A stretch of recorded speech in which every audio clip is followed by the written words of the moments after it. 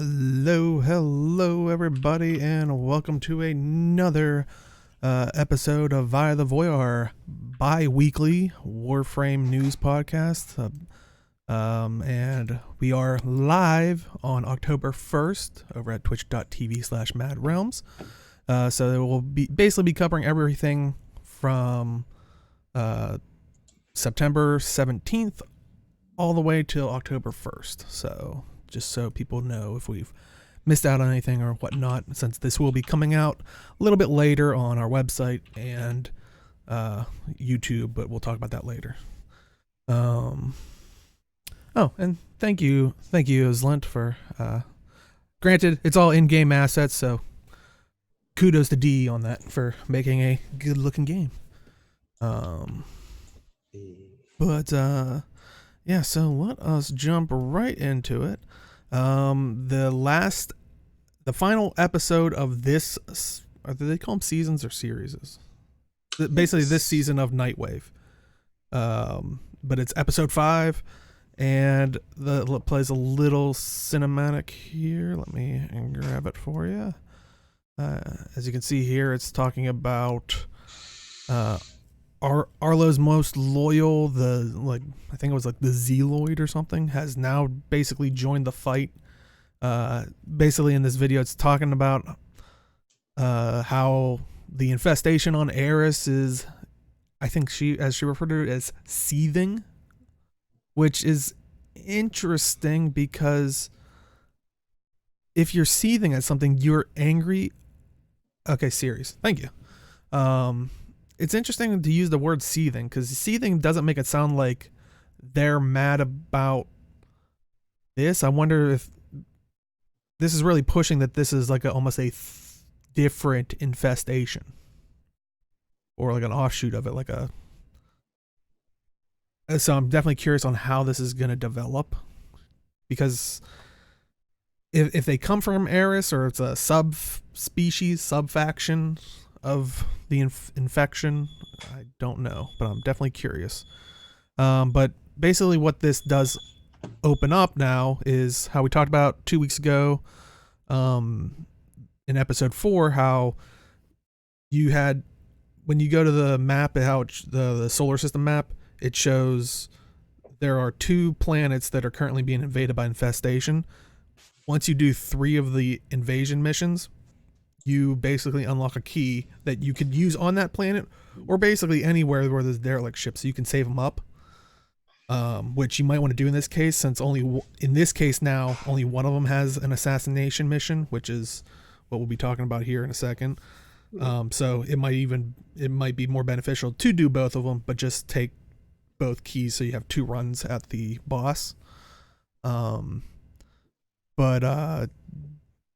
like I said, I think it's called the Zealoid, if I'm not mistaken, or maybe check and correct me on that, but basically the fight, which I think a lot of people have enjoyed for the most part, at least from this is a good direction to go in. But I did record one of my runs, which I do try to shoot at things that I know aren't taking damage, just to show people if they're not familiar with the fight.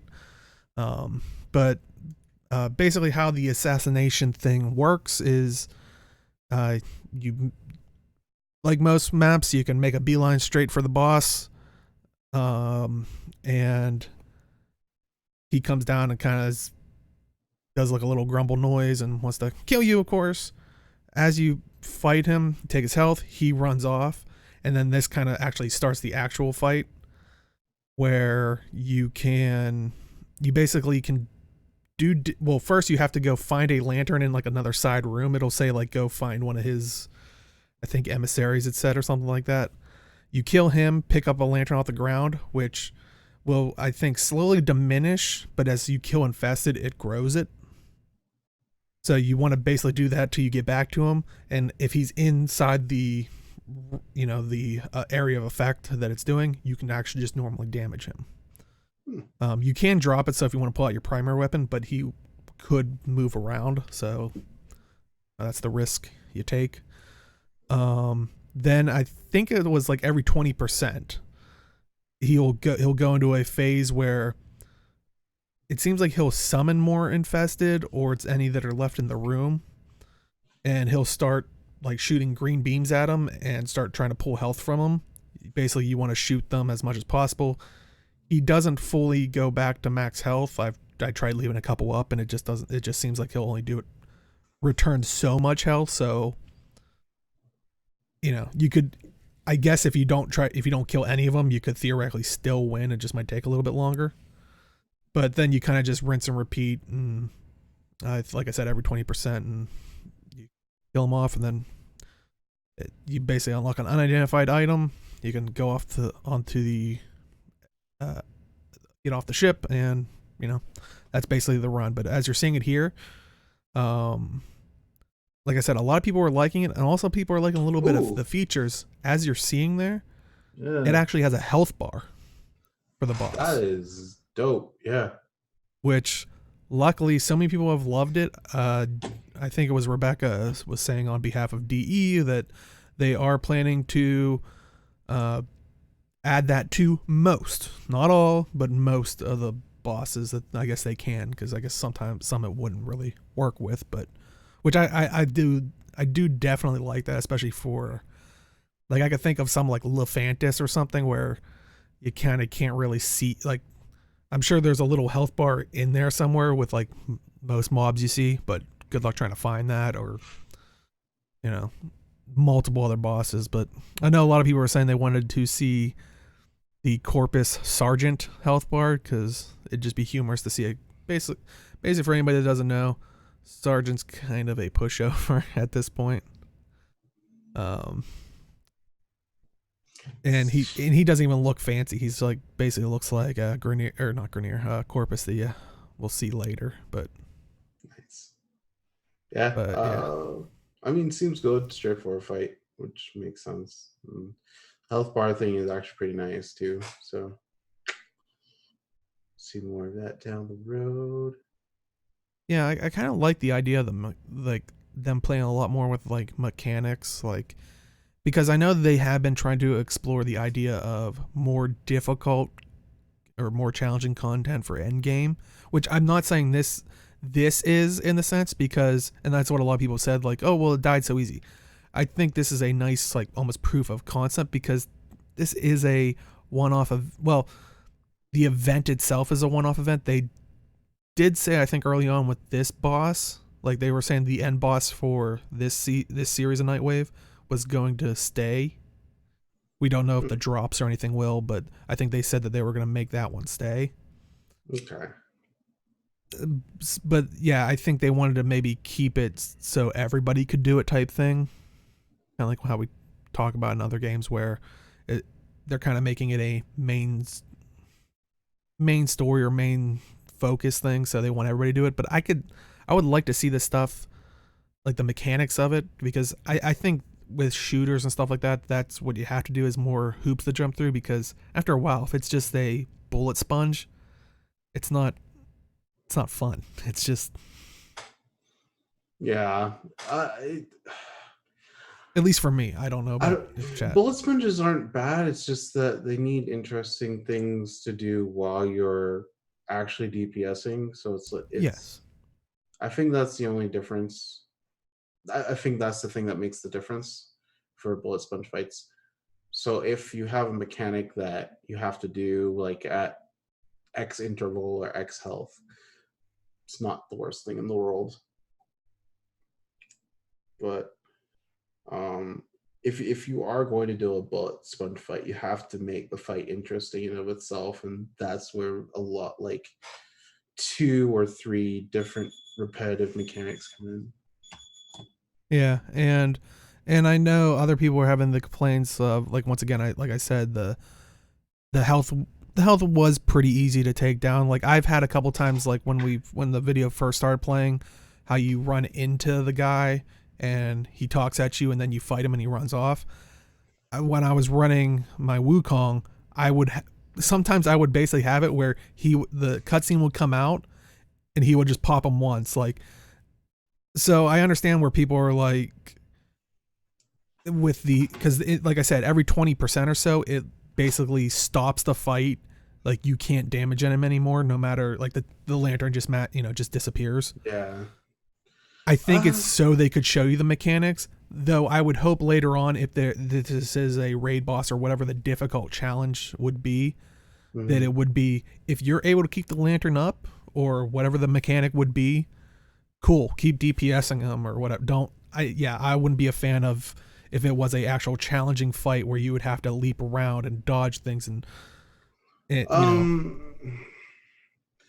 yeah, it's not like you're doing a mastery rank up thing like where you have to like jump to different platforms and stuff like that. It's like a little bit of that, obviously, but the main mechanics wouldn't be just centered around your movement. It'd be centered more around uh like you said, the boss gets a lantern or gets this thing and you have to do X to remove it type of deal. Mm-hmm. Or um the boss enters a phase where he will perform these attacks and you have to make sure you don't get hit. Like I think like in terms of movement abilities, like you would just have to move out of the way or something like that. Or I don't think it'd be that strenuous type of deal. Um, but yeah, I'm I was noobing gonna into say the I numbers. was thinking of the Profit Taker like Chad is saying, and I what's the haven't. other one? It's Profit Taker and the other and uh, Orb Mother. Where I like the idea of Orb Mother, Oh, where you're also kind of trying to damage the Orb Mother, but also it's trying to, like, its children are trying to come towards the thing, so you're also trying to keep them away. Like I the hate little those mechanics. fights. I hate those fights. Sorry. Well, but I mean that is a challenging mechanic because you also have to try to have eyes in the back of your head or to the sides, or, but also like with Uh, Profit Taker, uh, I know it's a little tricky with finding the right element, which I think I said in another episode that little tip for Profit Taker, if you do a void attack on them, it will try to switch the element in case you don't have it. But anyway, but yeah, no, I think they're doing more interesting fights. Maybe not as some of them aren't as challenging because what was the other one that came out? The Terror, is it Terrorist? The one that came with the oh, Saturn I update. forgot the name. I think no, not Uh, Terrorless is Eidolon. Robalist, I think it was. Yeah. Which I liked the once again I liked the mechanics of it, but it was one of those things of once you figured it out, there wasn't really much damaging to do. Like, yeah, that's fine for some fights. On it.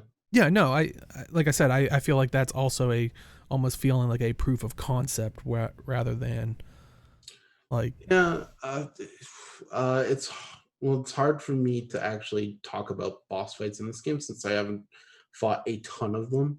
I fought like some of the earlier ones,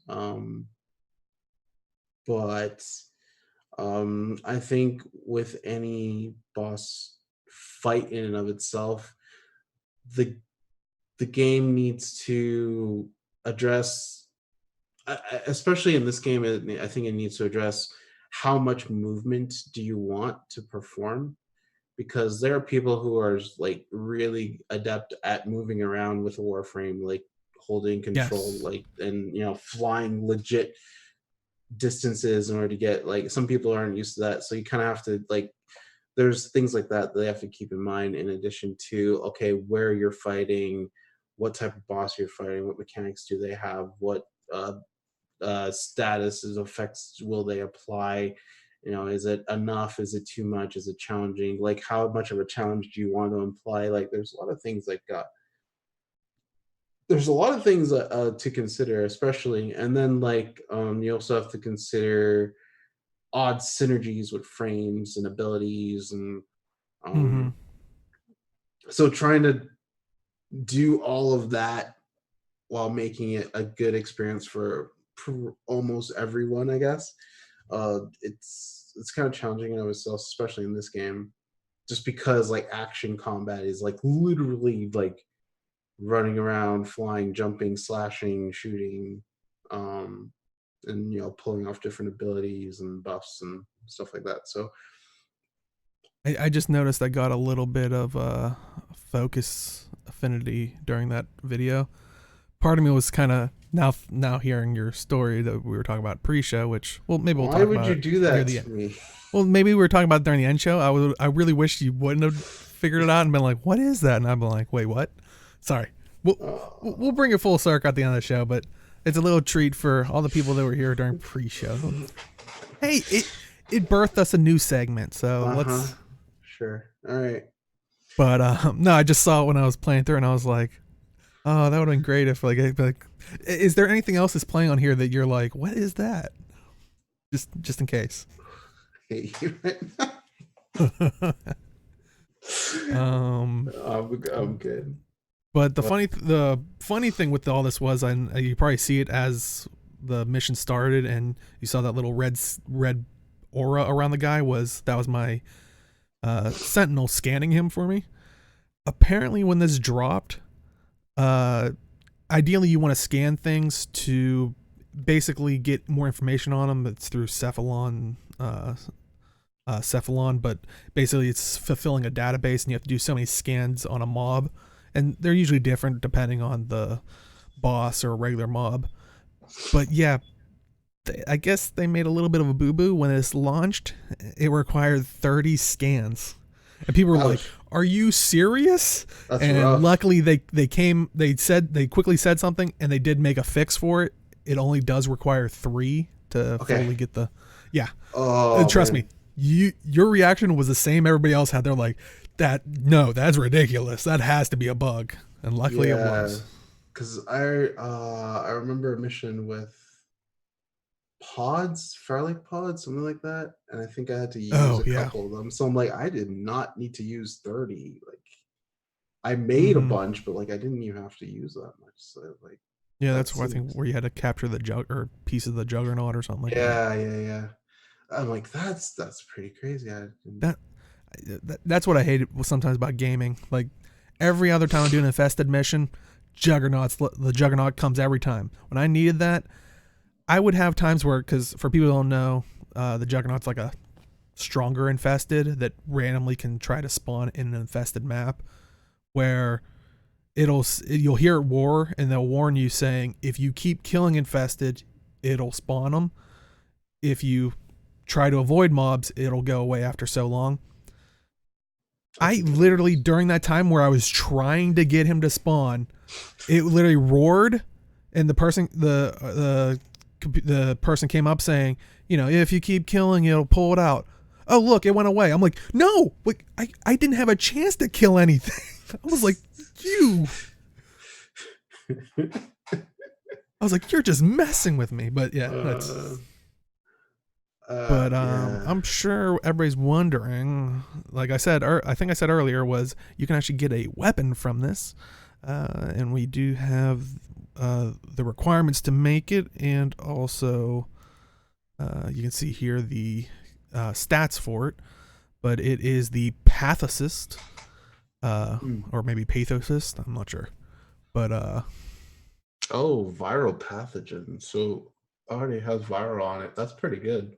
Yeah, it's a melee weapon. It is also a throwable weapon, though I know some people have been saying it feels like it's at this current moment doesn't feel like it's worth throwing, like as a thrown weapon, but it is an okay one for melee. I mean, there are better options out there, but this isn't a bad option. But yeah, to build it, you need 2 Pathocist blades, 1 Pathocist subcortex, which those 3 parts, along with the blueprint, have a chance to drop from the this assassination boss. So, and then you need 5 neurodes, which are just a everywhere resource. I mean, stats are pretty decent from my perspective, but I think he would only want to throw for like the crit, I guess. But It seems good. Like I was double up on the vial, just double down on it, and then just like there's multipliers for stats effects, and then there's a mod to increase melee damage for each status you put on. So like that'd be really dope. I think you can get like really high value off of it with a build like that. Yeah, I don't know what I know Tactical Potato did a video on it, and like I said, I think that's where I heard where they were saying that the kind of the consensus is that it's like not a great throwing weapon, but it does decent enough for like, Yeah. I think as he said, it will kill everything in the star chart, no problem, but it is certainly not the highest melee weapon you can get type thing. Yeah. There's going to be Which better options. Makes sense, honestly. Yeah. It does make sense, but still, it's a pretty good weapon. I like it. But you know, so yeah, you can definitely play that. Try Nightwave out. I forgot to grab the date. I think they said it ends October 13th. So not this week. Yeah.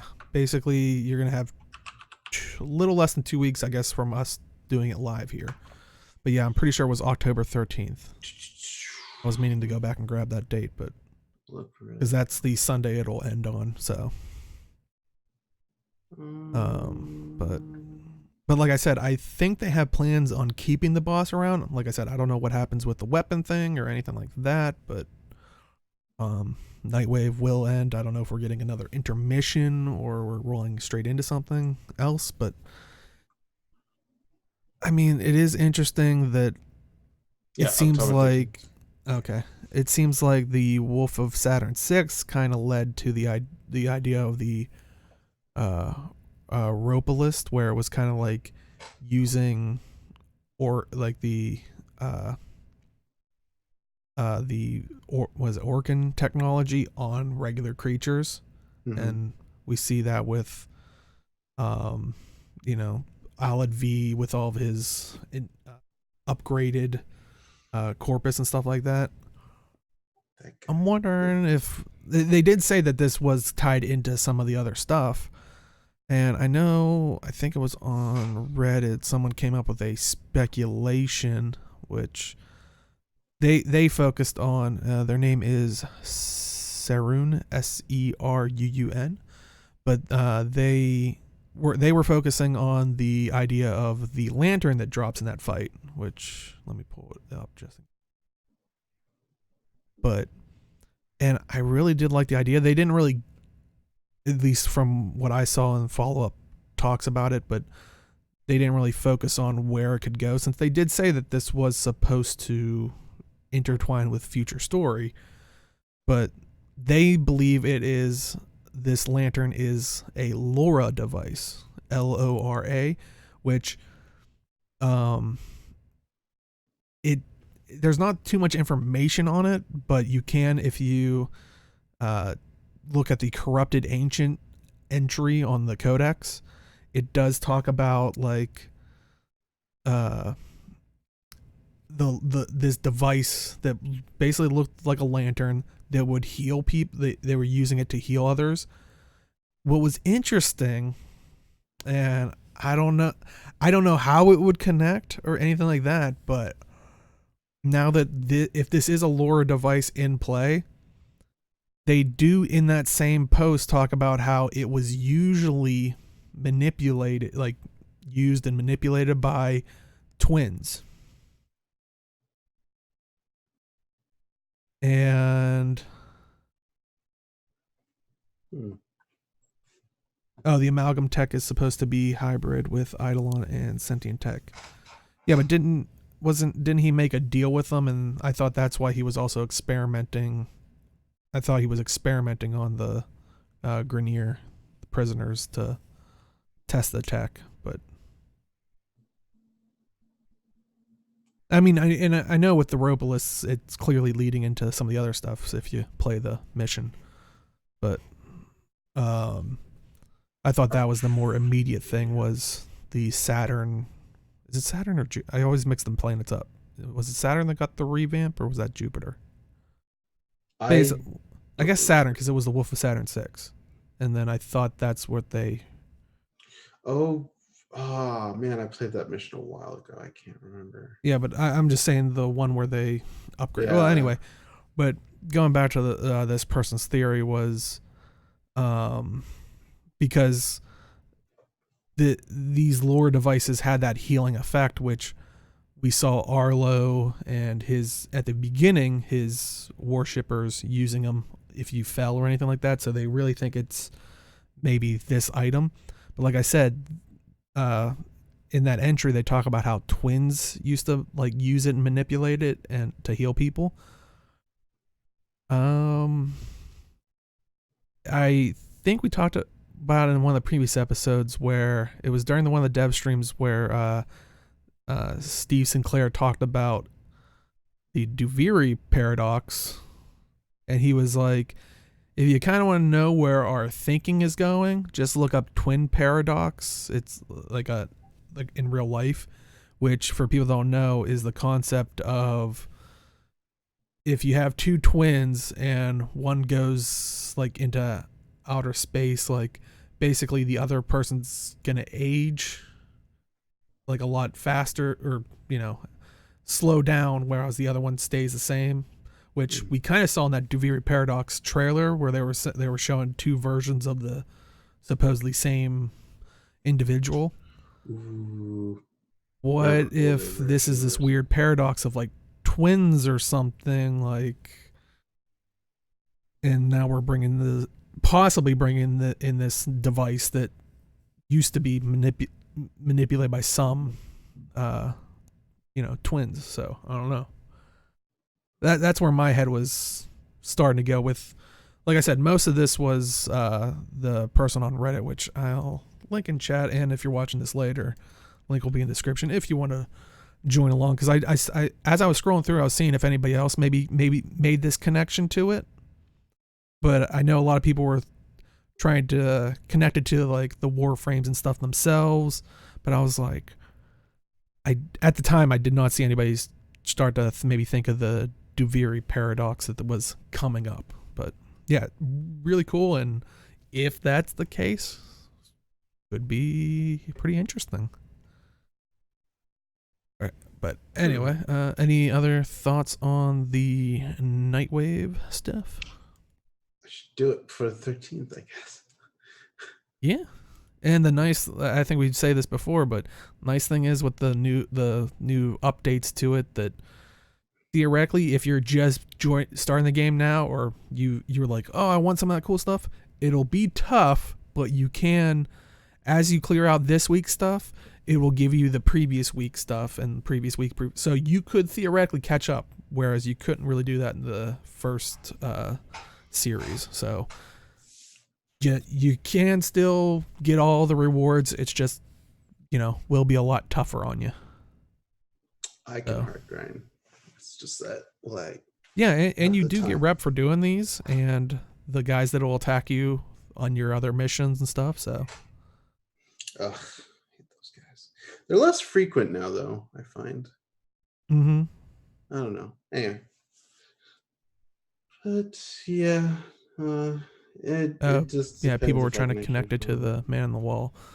Yeah, I know. Age did that mission recent. Well, when did you do the man on the wall? Yeah, the rap tap tap guy. Oh, Arrow. Yeah. Oh, Hero quest. Ugh. Oh, was it? As soon as I started that quest, I'm around like 2 weeks ago or something. But yeah. As soon as I started that quest, my screen started going red. I'm like, I'm instantly regretting this.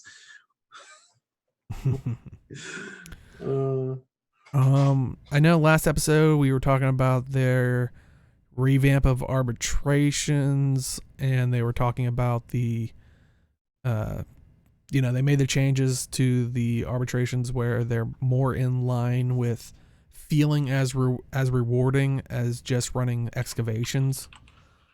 So,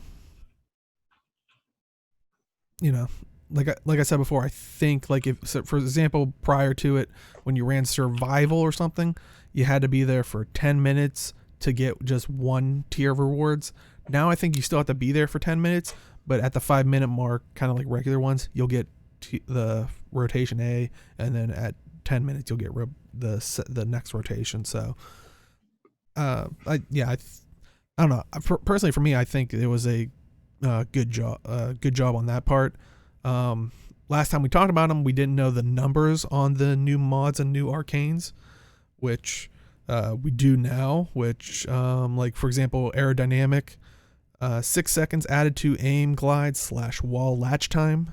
Decreases damage taken while airborne by 24%, which I know a lot of people were speculating. I think it will stack with the Titania builds that a lot of people have ran, because Titania, her 4 skill turns her into a little, almost like a little firefly thing, which counts as being airborne. So there's already a couple on there that.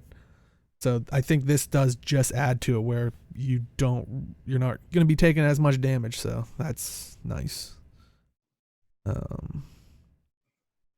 But also swift momentum, 30% faster charge attack speed, 6 seconds added to melee combo time.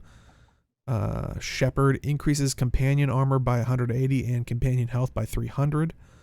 Combat discipline, allies gain 20 health when they make a kill, but the aura bearer loses 10 health when the bearer makes a kill. And then also melee guidance reduces melee combo timer on self by 6 seconds, increases melee combo timer for allies by 12 seconds. Actually, combat discipline might not be too bad on the Narrows. I was considering that stuff. Honestly, like I was considering it for my Hydroid that I was trying, like I was saying before, was going to be like, I wanted to try to make like a more support type build, where my healing pool would be very beneficial for people, while I could also cast my corrosive mail, barrage or something, where hopefully it'll help strip armor. And then this on top, because like I said, that's the important thing. Allies gain 20 health when they make a kill. So if you guys are doing all the killing, I'm also giving you health. Very little, but it would be on top of anything you bring. And like I said, in the end, you can always jump in the little pool that I can make. But is this an aura? It's an aura. Right, go ahead. So the nice thing is, I think people said that it is map wide, because there are some auras that only are a certain radius, but this is map wide. So if it's kind of like any of the other auras, the more people join, or the more the people that have it, the higher it stacks. So, but that's the nice thing, is you only take 10 health when when yourself makes the kill. So like I said, for mine, if theoretically I'm not doing as much killing and more support, I'm not actually taking the health. It is only going to affect me if I try to make a kill. I mean, you go like a vampire support build, I guess. That might not be too bad. I was thinking, because I don't really like Narrow's playstyle, honestly, but I like Trinity, so yeah, I don't know. It's personal preference, but Trinity's could be fun because like she can heal a lot. She has like a lot of energy and health siphoning abilities, and plus she has like that ultimate that just power heals everyone. So could be pretty nice overall.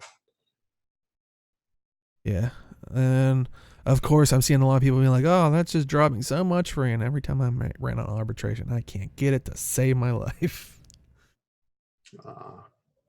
But the nice thing is, I think they are tradable. So if you do want to trade for them, yeah, you can do that.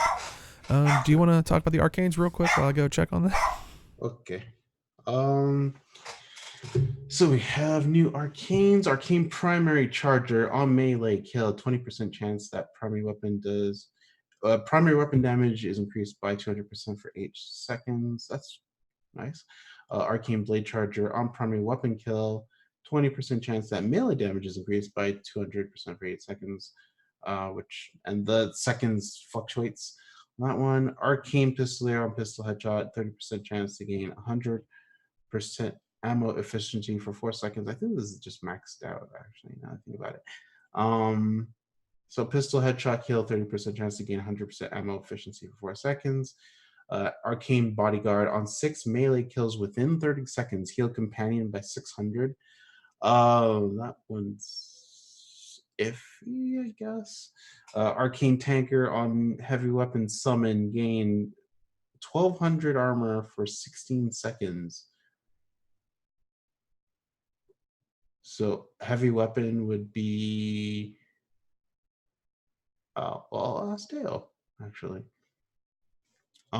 So for Arcane Tanker, heavy weapon summon, gain 1200 armor for 16 seconds. Is heavy weapon like a primary or is it arc gun?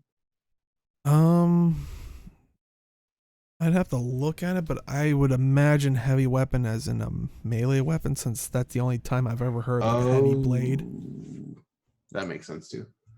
Okay.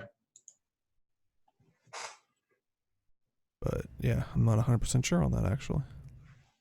But yeah, the arcanes just seemed like it really allowed for more switching between your weapons kind of a play, which, hey, I mean, more damage or more, more perks for quickly swapping, since they did add that feature where, you can easily switch from melee to your weapon. But any other thoughts on the arcanes? The companion one's kind of meh for me, but that seemed okay. Oh yeah, that's it. Yeah, that's heal a companion by 600. It's I don't there would be seems there's yeah, I was gonna say I can't think of anything that you'd want to switch that out for, like but maybe if someone has a build or it's there could be pet builds, you never know. Yep. Also, a little warning if you weren't aware, we did mention last episode how they wanted to make a change where since they were fluctuating the times for arbitration, they were making it where the Vitus essence that usually you usually got one as a reward for completing it. They made it so it would have a chance to drop from the drones. But someone did mention that as a little heads up, if you do fail the mission, you do not get to keep the essence, the Vitus essence that the drones drop. You do get to keep any rotation rewards or anything like that, but not the essence itself. So, which I don't know. I guess I don't know. For me, I was like, I thought that would have always been the case. I just didn't realize. But especially since you are failing the mission. But yeah. But as a little heads up, if you weren't aware of that, you are now. Any other thoughts on arbitrations? No, pretty good. Well, I know we were warning people last episode that Wukong Prime access was going away. You can still farm for the relics of the weapons and all that stuff, but October 1st, literally today, they dropped the new Prime, which was Atlas Prime. Now, before we get into that, now that it switched over, I think Mirage Prime and all of her weapon stuff went into the vault. So if you still have any of those relics, you can unlock them, but you won't be able to get any more to drop until they unvault it. But Atlas Prime, our punchy boy, which apparently now has a neck. And this is the little trailer they made, which when they showed this, I know a lot of people did say this looks a lot better than what they were showing off at the Japan the expo that they did, where they showed like okay. the one that we showed. I think it was last episode, but maybe it's just the coloring on it, or maybe the lighting or something like that. But yeah, so you can pick it up as you. And I think they said that they changed a little bit of the look of like his little rock golem guys and stuff like that. But yeah, cannot wait for. Well, I don't have to wait because it literally launched. Was it the Tokyo Game Show? I wasn't sure. I wanted to say that, but I wasn't sure if it was the Tokyo Game Show that was a couple weeks ago that we were talking about. But anyway, because I think they showed him on the tile set that was gonna be one of these spaceships for Empyrean, so maybe the lighting might have been not perfect. But yeah, I'm excited. The Prime Access stuff. You can see here. So you get the Landslide Edition, which is $49.99 US, which gives you 1050 Platinum and the Techo Prime and Death Cube Prime. You get the You can also get the Tectonics Edition for $79.99 US, which comes with an additional 1,575 Platinum for a total of 2,625. You also get the Techo Prime that we talked about, the Death Cube Prime, Atlas Prime, and then Atlas Prime Profile Glyphs. And the last edition that includes all this stuff is the Rumblers Edition for $139.99 US, which gives you an additional 1,365 Platinum, which is a total of 3,990. You get the Techo Prime, the Death Cube Prime, Atlas Prime Glyphs, also the Prime accessories, which you're seeing them wear is the Massive Prime Syandana, Orcus Prime accessories, a 90-day affinity booster, a 90-day credit booster, and a new, as they refer to it, bonus 7-day MAAD drop chance booster, which we'll get to that. But if you just want the accessories, because we always do try to tell people that with these Prime accesses, it's like, oh, $140 for a frame and some weapons. It's a pretty penny. Yeah. But the nice thing is, when they come out with Prime Access, you can farm relics like we were talking about with Mirage earlier, how they became vaulted, and you could still get Wukong's, who was the previous one. You can farm for Atlas's relics, and his pieces will drop along with the Techo and the Death Cube. The only things that you cannot get in game are the Prime accessories. So if you wanted to theoretically eventually get all the stuff here for cheaper, you would have to pay at this current time for $49.99 US for the Prime accessories package, which, like I said before, includes the Massive Prime Syandana, Orcus Prime accessories, the 90-day affinity booster, the 90-day credit booster, and also that 7-day MAAD drop chance booster. I would just it sucks because like maybe you would just want the Syandana. Yeah. I'd pick your poison, I guess, in that case.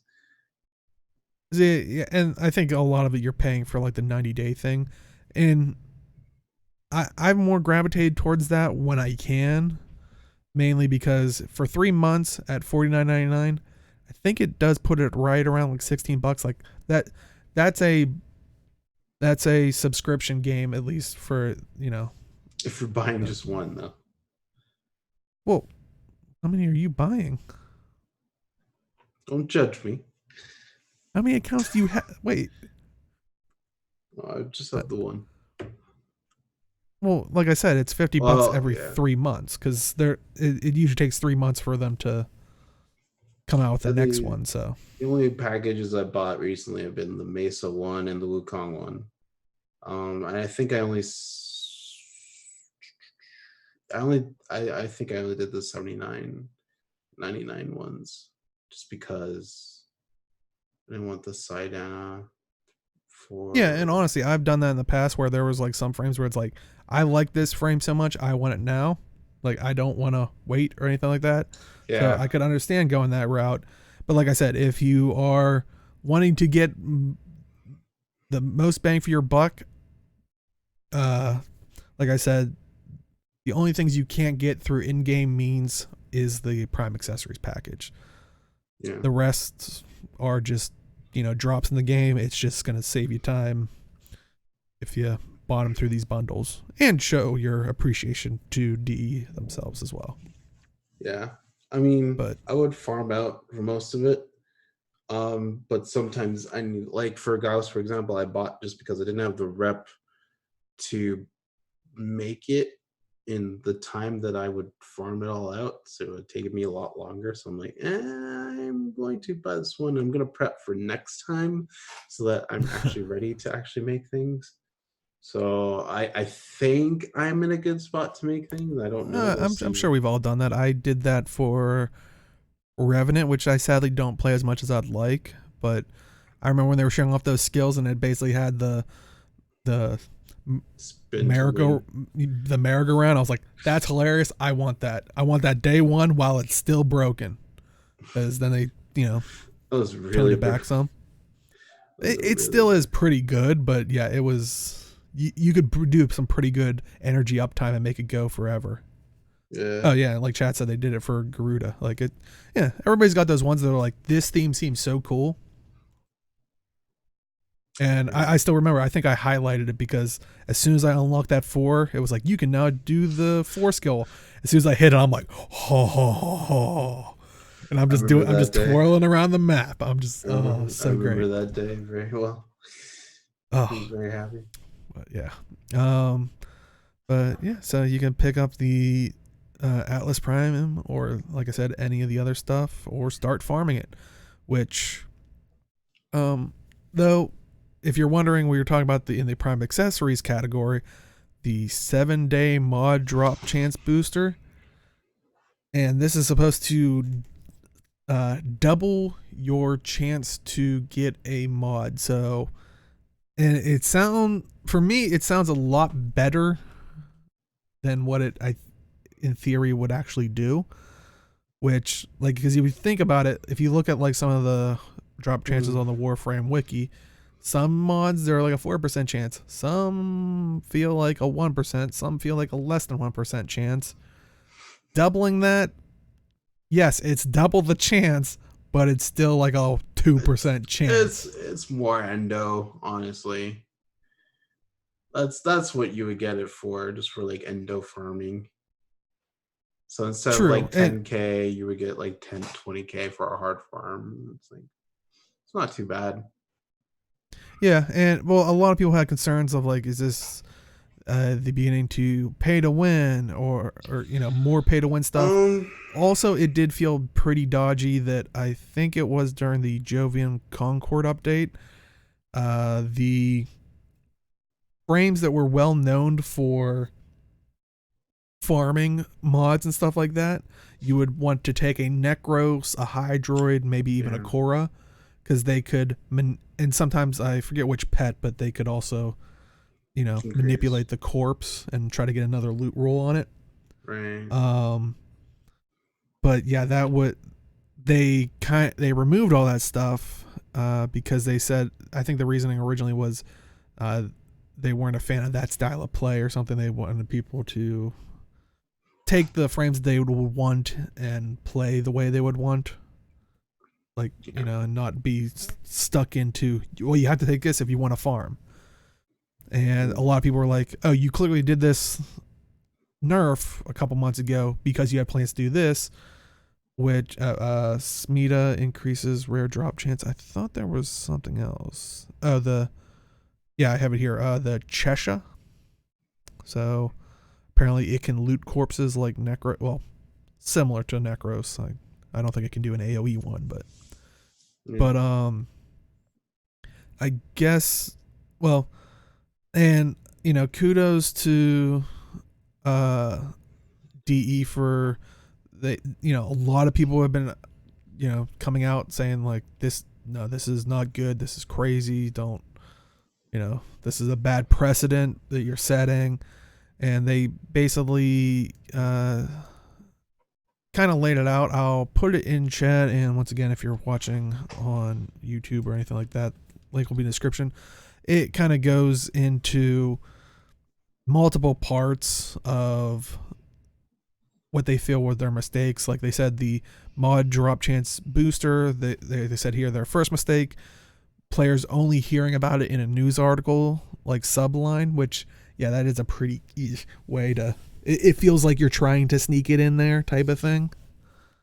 So, and they're very aware of this. They're saying they didn't really explain the free ways to get it, which because it felt like you could only get in this bundle. But they did say prior to this announcement that you would be able to be getting it through in-game means, which they said Barracuteer would have it, and also it was going to replace the credit booster reward in sorties, so you would get this instead. Which I think this went live, and I already saw people posting that they were still getting the credit booster, so maybe it's not fully working correctly, but it's their plan too. But also the biggest thing here, they did say that they have decided to reverse the Warframe loot abilities ability changes that they did during the Jovian Concord. So like they say here, Warframe loot abilities will again be able to yield multiple drops from already looted corpses. A single enemy can be looted by at most one ability from each group, which is how it worked before. This just clarifies it. Warframe looting abilities have been split into separate functionality groups for clarity, which loot while alive was Ivara, her little prowl move. Loot petrified was Atlas.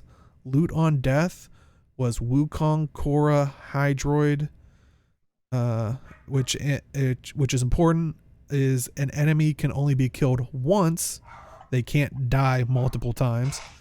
Mm-hmm. And then Loot Corpse was Necros and Chesha, which is that the dog that, like chat saying, the dog that digs.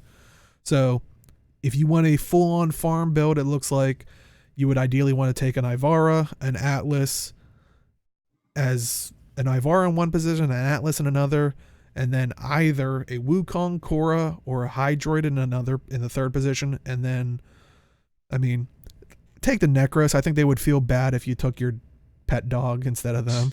Take the Necros. But there would be the other one that could fill that role. Okay. I mean, I think like Chad said, take the Necros, and then you can take your your Smita cat, which will increase the rare drop chance. So there you go. Okay, yeah, like Chad said, the dog would be too slow. So there you go. Necros beats out the dog. But yeah, so I think that was awesome that they basically reverted the change, and maybe I'll have to dust off my Hydroid build that use the tentacles for looting and stuff like that. Because honestly, I mean, it wasn't that much of a problem if I soloed things, but during survivals, it was ridiculous because, like I said, it has a chance to re-roll loot. So it just rained life support kits from enemies. Like there would be like 15, 20 minutes where I wouldn't have to go to a pylon to refill it back up. It was great. Like I said, it wasn't really a problem if it was solo, but yeah. Any thoughts on the mod booster concern? Do you like that they explained and made this change? Uh-oh. I don't know. If the, like, for me, that mod booster is just a way to get more endo out of farming, and honestly, right now, endo farming is like super easy, at least the way I do it. So, Um, just having a mod to double up on it is good enough for me. If it's in terms of doubling the chances for mods, like the chance for mods, that might be questionable, I guess. I don't know. Well, and I But think that's why people felt wronged by it, was because they basically took away that mechanic yeah, from some of the warframes, and it it seems, feels yeah. like they put it into a sellable thing, which I I would just say they need to replace the ability with something else on the frames. If they did that, that's fine for me, but I'm and not I dependent on frames for farming. That's the yeah. thing, and I understand that, and uh, I only have Necros and Wukong, I guess, in terms of the list here, but like I only level them to 30, and I'm holding on to them for later. Like Wukong, Prime, I'm gonna play, like, but not right now. But I was to say, hey, we need pigments from the Dargon pilots in the plains of Eidolon. Take a couple spins around there and tell me that you don't want a second roll on that loot. Like, ugh, getting those yeah, pigments to drop. I mean, Like, like, yeah, yeah, but I don't think it's the worst thing in the world.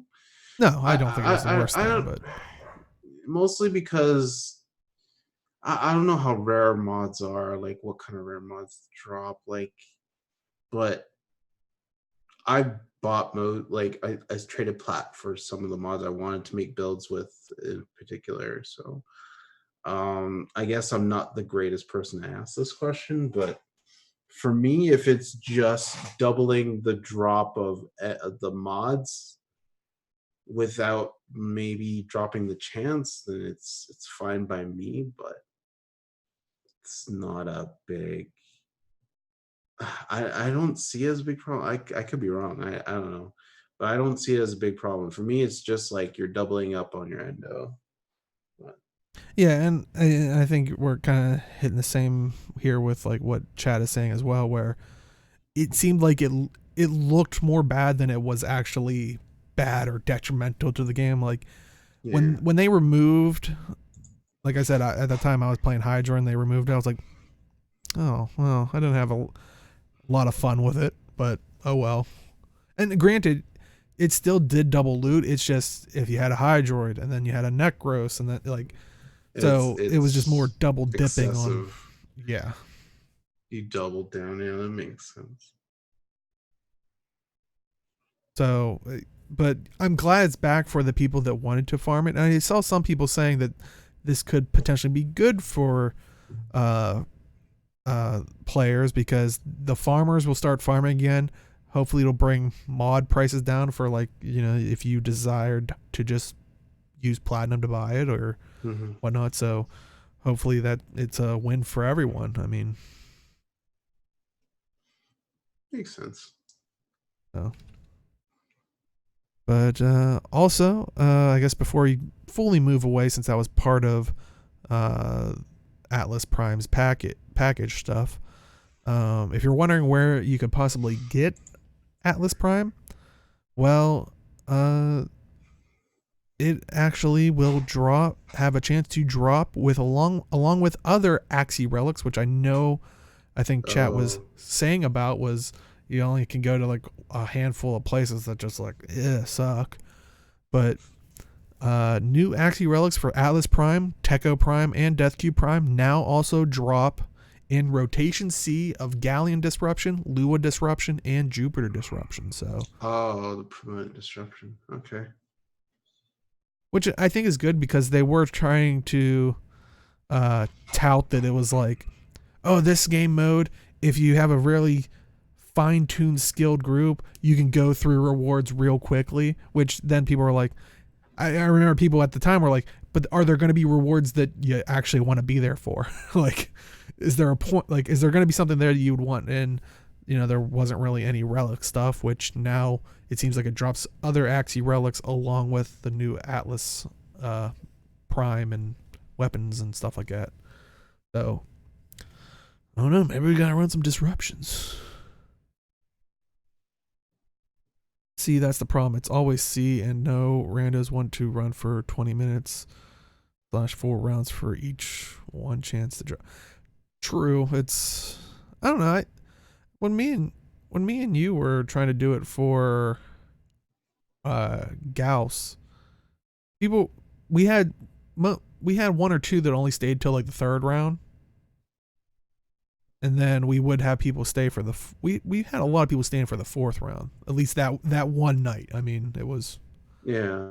And then we did have one group duck out in 5 minutes. We're like, what are you doing? Typically it's third. Yeah, typically it's third round, then cutting. Yeah. It's like it's efficient running, I guess, in that respect. But no, I get you, Chad. It's I mean, I know I've had a couple people like I know, what is it, Hydron, that's a popular farming frame spot where people are just like maybe go for 5 rounds, maybe 10, like 10 rounds is probably usually where everybody just leaves.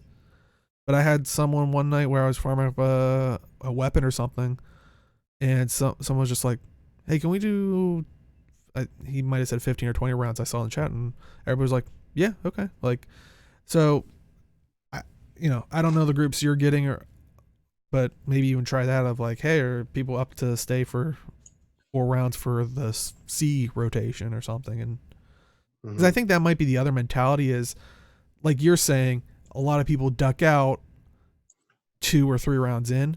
That just becomes the expectancy for pugs. So even if you're willing to stay there, you're probably like, all right, we hit our 2 or we hit our 3, so I'll start running towards the exit type. It might just build upon itself. So I don't know. Try it for a Wukong Axi right now. I do need to get my Wukong Prime, so maybe I will. I'll show you. Though I also had to finish getting my Gauss, which, speaking of which, in the patch notes, Gauss got some love, which I don't know if Age wants to handle this since Gauss is his baby boy. Gauss is fast boy. Gauss is best boy.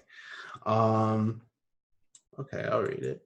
Passive. So increased shield regeneration speed buff from 80% to 120. Actually, that's really nice. That's super BS. Actually, increased battery charge rate from moving by 25%, going from 0 to 100 at full unmodded sprint. Now takes 20 seconds versus 25 seconds previously.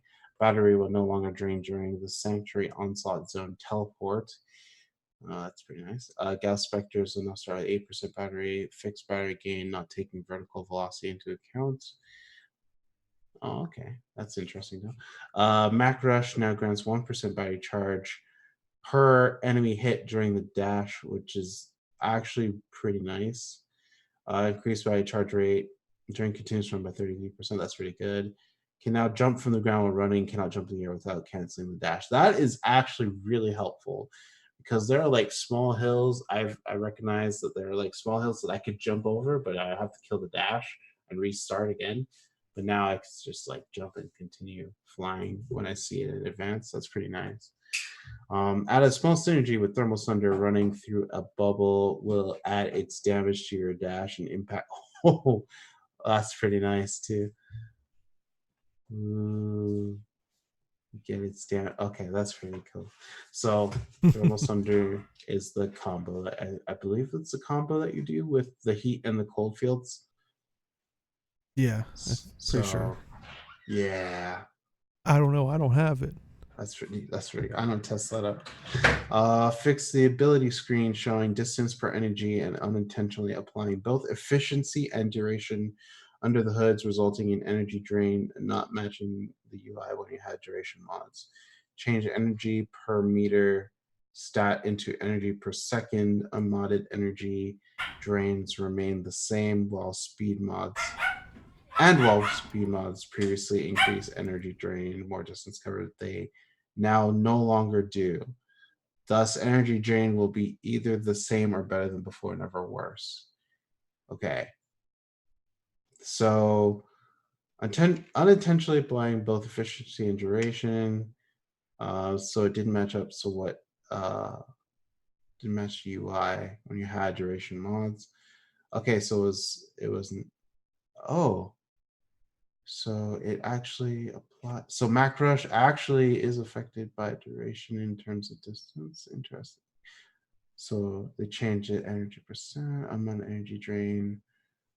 So unmodded energy drain remains the same, and while speed mods previously increased energy drain, they now no longer do. Thus, energy drain will be either the same or better before. Oh, okay. So speed mods actually drained more.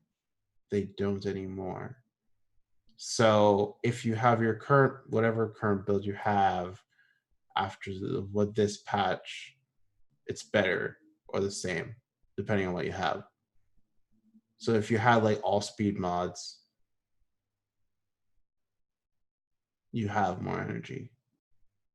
That's what it sounds like. So I can run longer, which means the race. That's all you need.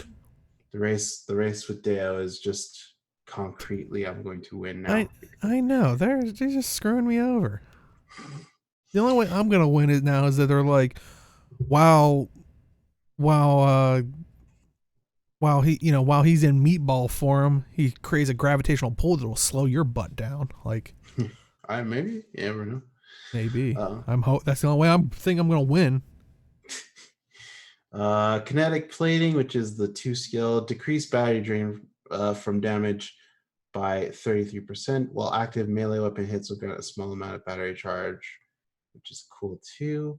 Thermal Sunder increased bubble duration from 4, 6, 8, 10 to 6, 9, 12, 15. Increased minimum radius from 33% max to 50% max.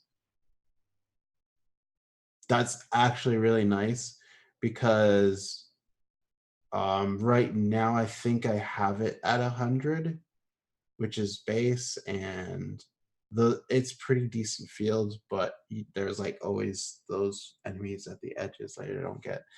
To increase minimum radius, split damage into 2 stats for cold versus heat. Increase damage for heat mod by 2x, so 2 times more. Remove blast damage stat. The blast will use the damage of the mode you are applying, cold or heat. The additional damage for canceling this. Oh, plus the damage for canceling the status. Okay. So you'll apply either cold or heat damage when you combine after the first one. And then it adds on additional damage for the whatever status you're going to cancel because you're applying the second one into the first one. Seems good. Blast armor removal increase from 0 to 50% to 0 to 100. Blast armor removal will now apply before blast damage itself, causing it to be more effective. And red line, increase red line percent gain rate by 33%. Increase projectile seek chance from 33 to 50%. Decrease passive battery drain by 33%. So I just got buffs across the board. This is great. This is fantastic. Yeah. I think is what it is. Yeah. Because I think what they did is because the only damage you can do in like a base build, like you don't necessarily go one route or another, is that your basic damage would come either from Thermal Sunder, which is the 3rd skill that applies the cold and heat fields, and then you'd just be a nuke, or you would have red line and you would depend on your weapons for like all the reload increase, the fire rate increase, things like that. Your Macrush is fine, but like you have to dash and hit all over the place, and that might not be as efficient, but at least you can combine it with your fields and things like that now. And kinetic plating improves your battery charge, which is good because it helps with red line a lot too. So overall, they're just kind of buffing the capability of actually using Gauss in less running situations, I guess. Gauss outran the Nerf bat. He goes faster and farther. But yeah, so the Gauss gets speedier. Help us all. But yeah, so definitely check that out if you have Gauss. If not, feel bad. And trust me, I'll be one of those ones there. But also, that came out with the new Prime Access was Riven Disposition Changes, which for people that don't know, Riven mods are, I would say the an end game mod type thing where it can really soup up your weapons. Which, granted, you get a kind of blank one. It'll say like this one's a rifle one, or this one's a secondary, or this one's a melee. Like it'll tell you that much, but well, you have to do a certain task to unlock it. Once you unlock it, it'll tell you what weapon it's for and stuff like that. And it'll have multiple things. Like sometimes it can increase status chance, also crit chance, maybe fire rate. But it also can be like, but it's also going to have like negative multi-shot or something. Like it can also have negative qualities to it. If you ever look on your, and I wonder if the, just so people can see. Wonder if the no, since this is the before you have it in your inventory. Usually in the stats section it'll say like Riven Disposition. But oh yeah, it'll be like basically 5 dots, and everyone that's filled means it's high, like the higher the Riven disposition, which think of them as kind of a multiplier. It will increase the stats of a slotted Riven on that particular weapon. And so they had new ones, which I'll throw to chat if they want to check it out themselves. But real quick, the primaries that were listed, and they were saying that how it was even less than last time, but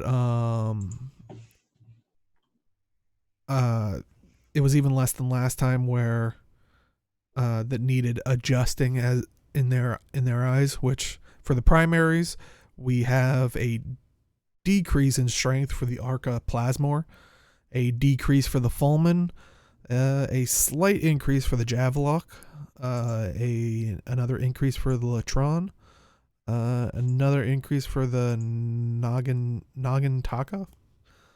Boy, I'm gonna be butchering all these names. An increase for the Quanta, a decrease for the Rubico, a slight increase for the Similar, a decrease for Tiburon, an increase for Tonkor, and a decrease for Zoo. Some secondaries. Yeah, Tiburon got hit again. It was originally 0.95 and it went down to 0.85. So, I don't think it was the biggest one, but it was still pretty good. Secondaries. Oh boy, Jagera got a decrease. Ballistica got an increase. Brack got a slight increase. Catchmoon, not surprising, got a decrease. That's the very popular kit gun setup for that kind of obliterates a screen. The Cyanex got a decrease. Gamma Core got a slight increase. Nell got an increase. Lex got an increase. Marilock got an increase. Piranha got a decrease. Rattleguts got a decrease. Sonicor got an increase. Spira also received an increase. Tombfinger got a slight decrease, and Twin Gurkadas got an increase. But yeah, that's, I believe, what the were there, did I not grab melee weapons, or weren't there melee weapons? Nope, there weren't melee weapons. Okay. For a second I was like, did I miss them? Yeah, I was gonna say, and I think that's a lot of people's minds, like Chad is saying, is the Arcoplasmor and Rubico are pretty strong even without ribbons or even base ribbon stats. I mean, yeah, just so people are aware, if they maybe notice a change in their damage and they have ribbon mods equipped, that might be why. Any thoughts on the ribbons? I only have one Riven, so I really have no experience with them. I don't really use them either. So but um yeah, I really have I have nothing to add, honestly. Not a problem. Well, do you want to start talking about the TennoGen skins? I know we talked about them last week, but let me go check on that. Sure. More TennoGen skin. TennoGen Round 17 has arrived, so we have a bunch of skins, helmets, armor pieces, other accessories. Oh, and there's a bunch of nice ones. Oh, we're gonna use for my team. I have a pistol one. I'm not sure which one it is now I think about it. So Warframe skins we have are Ash Ryuga skin by Reiku, Baruch Grak skin by Faven, Frost Hisami skin by Malaya and Ammo 17, House Vela skin by Volgeborn, the Graphical Walrus, Ivara Kuval Hunter skin by Ernix Loki, Jotunheim skin by MZ3, Mirage Kuval Jester skin by Ernix, Sarn Ion skin by Yadis, Trinity Nightingale skin by Matt Zan 481, Wisp Grax skin by Fabian, and we have some alt helmets. Grax Ruin alt helmet by Hydrozate. Wisp Damask alt helm by Frailing Hazmat.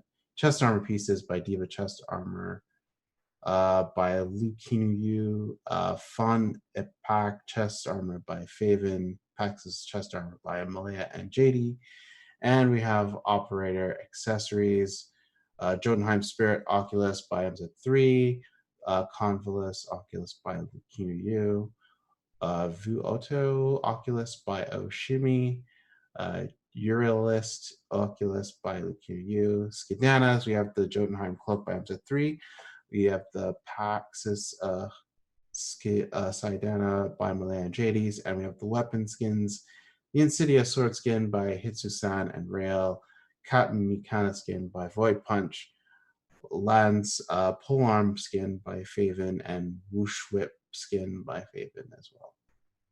So lots of skins. Lots of skins.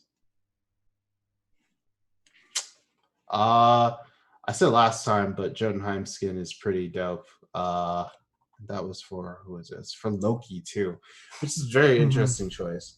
But yeah, and it's really cool. I'm still a fan of the Wisp's Grax skin, but also seeing their blog post version of the Frost one, like I just because it has like a blue like glowing like face mask on it, like visor type thing. All I could think of was like, I want that because it reminds me of what is it, Batman and Robin, Mr. Free, Arnold Schwarzenegger, Mr. Freeze. Oh man, like, and it's on Frost, so it'd be perfect. Like, I wish you could make like commands every time you'd hit something. As soon as I casted like the snow globe thing, it would just give like a Arnold Schwarzenegger line from the movie, like just a bunch of ice puns. Yes. Like it just as soon as I saw that. Yes. Oh man. But yeah, so and for people that aren't aware, since it is a TennoGen skin, at least on PC, it does require actual cash. Like you can't. It's not a platinum purchase, but definitely if you like any of them, pick them up. Support the creators, and support D as well for accepting them. And like I said, a little bit does go to the some of the money does go to the creators. So, cool opportunity I think for them getting their work out there. But yeah, yeah, any thoughts on the TennoGen skins? Seems good. Like we talked. Oh god. Yeah. Yeah, there are a lot of good ones. Yeah, like Tamik said, Rip Wallet. There's a lot of good ones. Good luck, friends. I know that's the scary thing is the people are getting better at making these things, which is dangerous for us all. Mm. Yeah, so definitely check them out. Oh, chat is saying Baruch's skin plus Limbo Rift effect makes him look like a Borderlands character. Yeah, that's what I've always liked. Like basically, if you get sent into the other dimension or whatever realm by Loki Yeah. or sorry Limbo, I always said it. I don't need to play Borderlands 3. I can just take out my Limbo for a ride, and the Baruch skin makes it even better. So. But yeah, so definitely check those out. We've heard some news about the next Devstream. We now know it will be Friday, October 4th. So basically, everything we're talking about will be severely out of date by the end of the week. But yeah, they basically, I think Reb posted on Twitter stating that they were going to show off some of the rework for Vauban, Ember, and more, which, let's take that piece by piece, which I know if you've been following, I think was it Scott's Twitter, I believe, that was showing off some of the work on Vauban, which people have been talking about here, which it looks like the skill that you're seeing now is basic. I don't know what the new name is, but it's basically a combination of his original Vauban's original Bastille and Vortex. So basically, you're seeing it here just animation wise, but there's the next video shows basically using it on enemies where it basically kind of raises them up, kind of like stuns them, and then pulls them in a little bit, and then will explode. But the other one that I think they show off is the Tesla Seeker Mines. Here is where you're seeing it in action, the Bastille and Vortex, where you can see him kind of stunning him and pulling him in type thing. So, and then yeah, here's them playing. I think these are supposed to be the mines where when they throw them, it seeks out stuff now. They say it's supposed to follow enemies and also supposed to follow the player and attack things when it's close. So far, I mean, it seems like pretty good changes for Vauban. I know a lot of people are questioning, is it going to scale well and stuff like that, which I guess has been a problem. So yeah, I leveled Vauban recently and it did not I knew my friend played him when he came out and it didn't feel as good when I was playing him like 2 weeks ago. So I'm like, this is why he stopped playing him. Mm-hmm. It didn't feel great. I think they said in the past it just feels like it's a class that was very useful in the older version of Warframe, where it was kind of it has more tactical style to it. Yes, and I guess that's why. But yeah, we'll see. Yeah, I agree with Chad. When I had a level Vauban, I was like, because I was like, oh, it's like a cool tech, like uses mines and like Tesla stuff, like electric. I was like, this is gonna be cool. And like as I'm playing, I'm like, hey, I was like, I don't even know what I'm doing. I'm hitting buttons to hopefully like just get experience and level up, and I can be done with this. So I can't wait for this to come out and at least take a relook at it. So. Yeah. Also, they quickly talked about the Ember rework that they're working on, which I didn't really find too much information on it, besides that they have been saying that they are basically working on it, which I don't know. I guess ask the question of what would make you hop on Ember, and I'm curious about chat. Like, I'm trying to remember his skills. The first is a projectile. The fourth, yeah, it's basically like a little fireball type thing. Like, yeah. basically We want the one skill to be what Wis's 4 skill is. A big giant ball of no. Yeah, and then if you hold it and it'll charge in your hand, then you shoot it. That'd be dope. The 4th skill is like set the world on fire, and you have like these baubles that follow you all around. It hits enemies near you. I think one is kind of like Yeah, I'm an trying to armor. look it up right now. I So yeah, the forgot one last skill is ignition. Sorry, the one skill is fireball, which, like we said, charge and release a fire projectile that ignites enemies on contact and leaves behind a treacherous patch of fire. Mm-hmm. The second skill is accelerant. Stun nearby enemies with strong accelerant. Increases all fire damage dealt. Mm-hmm. Fire blast. Slam the ground to create a wave of plasma that incinerates Right. nearby enemies and forms a persistent ring of fire. Add heat That damage one. to weapons by firing them through the ring. That And one. then 4 is That's World on Fire. Blast nearby foes with a burst of fire, and follow that up with a barrage of fireballs against any enemy who dares approach. Over time, these fireballs burn hotter as they consume more energy. Which I know way back they nerfed that to make it so, because before it used to be a set it and forget it type thing. Yeah, which I did. So I would say the third skill can be a field instead of a ring. That would be an improvement. I think the one skill, if you hold and charge the fireball, it gets bigger. That's actually a pretty cool thing. Or if they're going to maybe go the Vauban route where they combine a skill, what if fireball, when you shoot it, it's a fireball, but if you hold it, it basically does the 3 skill. Like the Ember will slam it on the ground and maybe create that ring of fire or maybe something like that. Yeah, I don't know. that's fair. Yeah, I think the stun is actually not too bad on the second skill. It's not the worst thing in the world, and it increased fire damage, I think. Yeah. So it's not too bad. It synchronized well with the 4 skill. So I don't know. I mean, like overall, it's a pretty decent frame. I guess there's like other cool stuff you could do.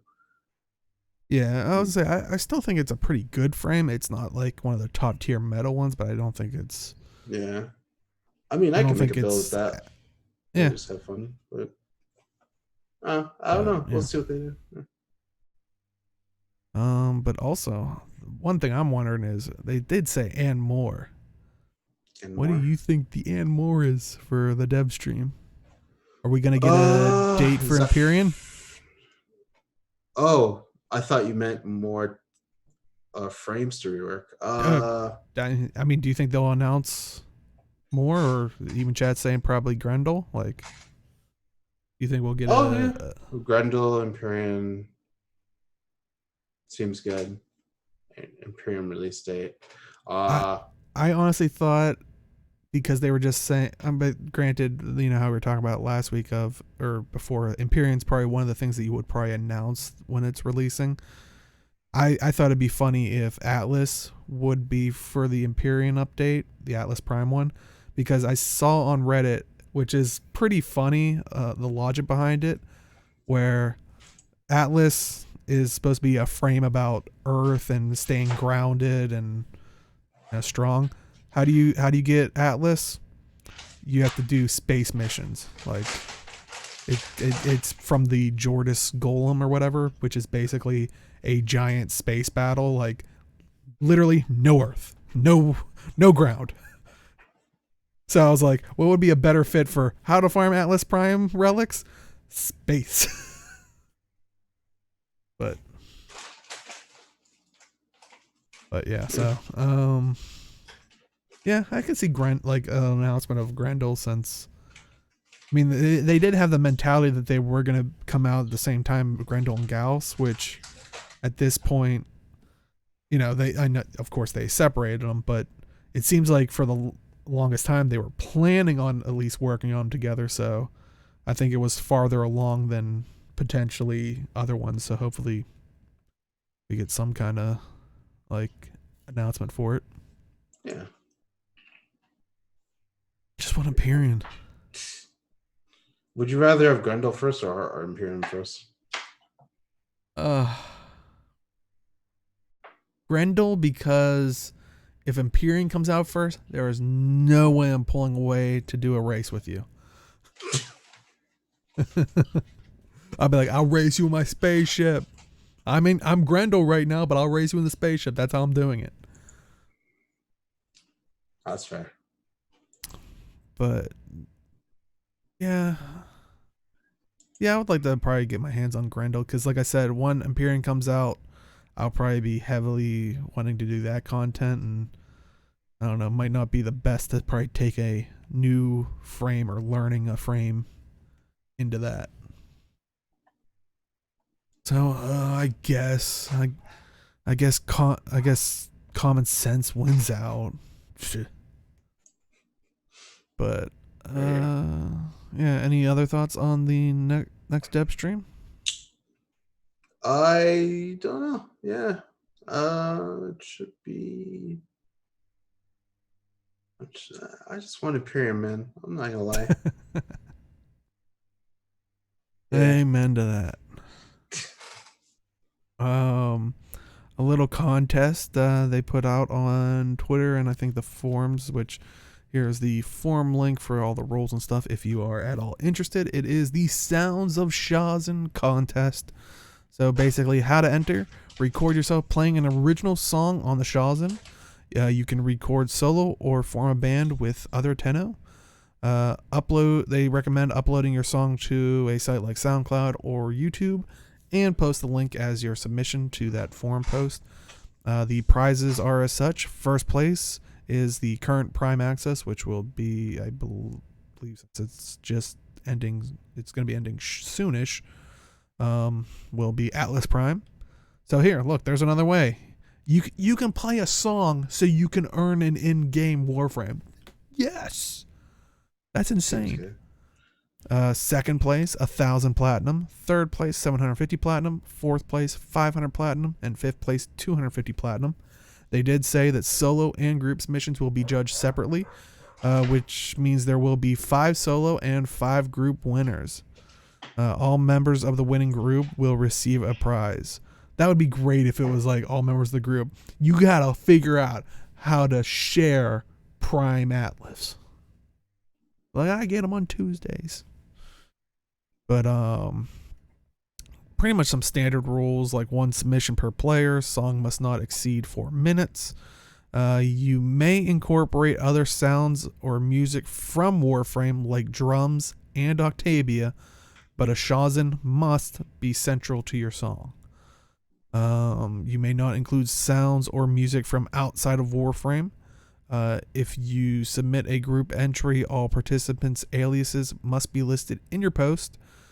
Submission must be your original work, so no covers.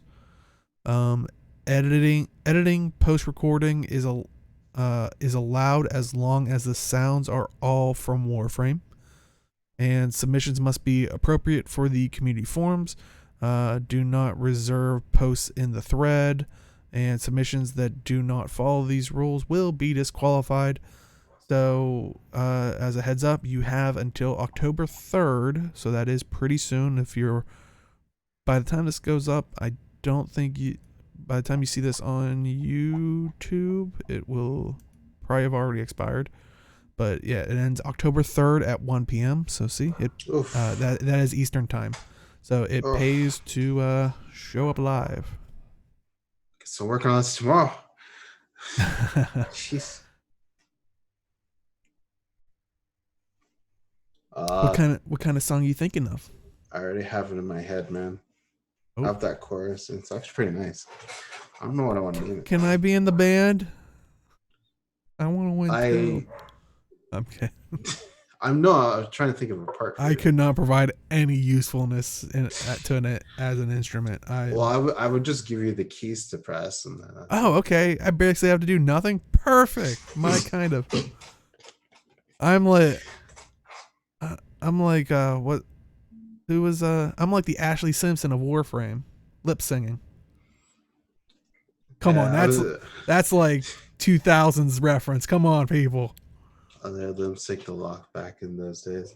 But I was just gonna give you I was just gonna layer different sounds of like chords and stuff. I'll let you have a few buttons. Yeah. I get the equivalent of basically the triangle. I'm just like ting. Do you want the Atlas Prime or not? That's all I'm saying. Yes, I do. Yeah. So, well, it looks like Age is gonna throw his hat in. If I have time, because like apparently I have a day. So. Yeah, true. I mean, there's still all of tonight. Tonight is a night of sleep and after dailies, actually. That sounds about right. That sounds like the Age I know. Yeah. Not talking about sleep, but like after dailies, and then he'll find something else. But anyway, well, let's move on so we can hopefully get you to sleep. So last up we have our little community corner that like we do in our other shows. But I really like this one. It was a Polygon article. And it kind of just revolved around playing Warframe with a loved one, and they kind of talked about, you know, in the article how they would play other games with their significant other who is also a gamer. So it's not like drag your significant other along and they're just like, oh, can we just, you know, they're bored out of their mind. They said that, you know, they played other games, other shooters, you know, other you know, types, and they did go into a couple stories of how, you know, there's been a couple times where they've had legitimate fights over issues in games, and they went on to kind of praise that, you know, that they kind of both fell in love with Warframe. They enjoyed that, you know, they could work together but also work on their own tasks. You know, they could, you know, like, you know, what we were saying before, you could farm on one thing, but then it's like, hey, you know what, I want to do this, or, you know, I want to work on a couple of these rifles or something type thing. Like you can level up your other stuff. It's not like, well, I have to go here to level. It's like, so that's, you know, one nice thing. Also, how they kind of refer to it at like basically staying in the world itself, because as they said, you know, there's multiple side activities. I think I jokingly always tell people it's like, I find it funny when people say that they don't like Warframe, because in my mind then they just say they don't like video games. Because I remember when I came in thinking it was a shooter. All of a sudden I'm doing Cephalon Samaris and I'm playing Pokemon Snap. Now I'm on, you know, Fortuna, and now I'm doing Tony Hawk Pro Skater.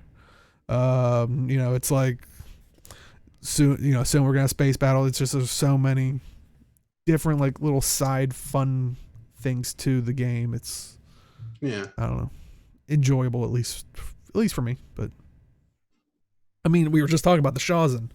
They added Guitar Hero into the game. And it started with a decoration. People were like, it'd be cool if, and they did. It's like, I wonder if someone was like ready to go with that. It's like halfway, just make it for themselves. And it's like, yes, there's clamoring for it. Let's do this. It's like, it's almost done. Just let me put it in. Then I'd start being like, is that their like alt Twitter account or alt Reddit account? Like, hey, I think this would be a great feature. And like, see, someone said it. But either way, I think it's, you know, been a hit. I think a lot of people are having fun with it. Yeah. Should we do our new segment that we just came up with at pre-show? Sure. Why not? So I kind of teased Age about it earlier. Was if you were here for pre-show, Age surprisingly learned a feature of the game that probably would have behooved him to know about earlier, which is not really a spoiler, but for people that aren't aware, he just kind of discovered the use of lenses, and for people that are there, everybody is quite aware of the amount of time it takes to farm the experience for all the lenses and stuff like that. It's not an easy undertaking. Can you not rub this in? But yeah, it was one of those things on pre-show where as soon as he said, "Yeah, I just saw lens and stuff," and I was like, "Oh no, oh man," because I mean you've been doing a lot of end game. Like you're not still leveling up. Like you're pretty far in. Like you're. So it's not like I know it feels like I might be rubbing it in, but I'm just trying to explain to people that it's not like you just pick this up day one. Yeah, it's like been 4 months since I've done Second Dream, so it's pretty brutal, man. I figured we'd make a little learning experience out of this. So maybe next time I'll have a window set up to this, but we'll go to the Warframe wiki and we have this great little feature where you can randomly pick a page of Warframe, and we'll make sure Age knows about it. See, he might learn something. Everybody might learn something. It's going to be a great experience. So here we go. Random page on the Warframe wiki, and no whammy. I don't even know what this is. See, look, we're all gonna learn. So the Goblite Tears. Goblite Tears is a resource used to I actually know that. I actually know that one. Carved from the Goblite. Each build yields 10 Goblite Tears. I actually know. Oh, it's for Solaris. Okay. Oh, okay. It's one of those. Oh, okay. No, I thought this was okay. I don't know all the names of the resources, but. See, look, we all learned one of the names of the resources if you didn't know it, like I did. Boy. Yeah. Honestly, in between that and Cetus, how there's all those gems and stuff, I don't know the names. I'm like, when I need them, I'll know where to go. Yeah. But yeah, that was pretty sweet poetic justice on. Where I'm like, haha, Age isn't gonna know anything. What the heck is this? Well, that just blew up in my. Well, this ain't coming back anymore. But yeah, so Goblite Tears. There you go. There's your learning for today. But yeah, that is it for this week. So, Age, where can they find you? You can find me on Twitch and YouTube at Nightwave. I'm going to. I don't know if I'm streaming this week. Actually, I don't think I'm doing much this week, so maybe I will throw one or two up. I might do Profit Taker one night, and there's a bunch of games that are coming out or are come out. I'm interested in Breakpoint. Ghost Recon Breakpoint, so I'm going to probably play that. I don't know if I'll be able to stream it, but they also have Destiny 2, and I think I'm able to stream that. Traitor! So I might throw that up. Wait, what? You said Destiny 2, so I went, Traitor! I actually played Warframe, then Destiny, then Warframe. And then, yeah, constantly Warframe after that. So, yeah. I kid. I have Destiny 2 as well. I'll probably wait till Google Stadia to maybe pick it back up. Almost made it through. Hey, everybody! Almost made it through a whole show without mentioning Google Stadia, but we didn't. But yeah, Destiny 2 is free on Steam except for their Shadow Keep expansion. So I'm gonna jump in, see what I like, see if I heard. I'd see if all the nuances from Destiny 1 that I was irritated by still irritate me in this game. But yeah. I'm going to try not to lose my life in Destiny 2. That's essentially my plan. Because I'm sure if you do, Empyrean will extract you back out. Oh yeah, for sure. Because they don't. If not, I'm going to fly my ship over to Destiny 2 and take you myself with my railjack. Because I'm pretty sure they don't have ships battles in Destiny 2. So yeah. I don't believe so, unless that was a Shadowbringer thing or whatever. But anyway. Yeah. Anyway, that's all I got. Awesome. And you can find me at simply_Deo on Twitch and Twitter, and mostly more on Twitter because God knows if I ever have time to actually stream. But I usually am on here at twitch.tv/MAAD 2 A's to MAAD, where on Tuesdays, like I said, every other Tuesday for this episode, for this show, we talk about Warframe news, and every Saturday we talk about Guild Wars 2 news, which includes Age, myself, and two others, which are Malthanis and Arlie, which I know Malthanis tends to stream on this channel on tomorrow, which will be Wednesday if you're watching this live. So yeah, definitely if you follow us on our Twitter, which is at Mad Realms, which you can see in that corner. But all that stuff, if you want to keep up to date with anything we're doing, or we try to retweet or talk about other gaming stuff that we may have interest in. And then if you just want Guild Wars 2 news, at Talking Script, which is the Guild Wars 2 podcast we do. But yeah, I think that is it for this week. But do remember, this is a bi-weekly podcast, so the next episode will be October 15th. And we'll see everybody. We gotta come up with a catchy thing, like we'll see everybody via the void or something. I don't know. Let us know. Take care, everybody. Peace.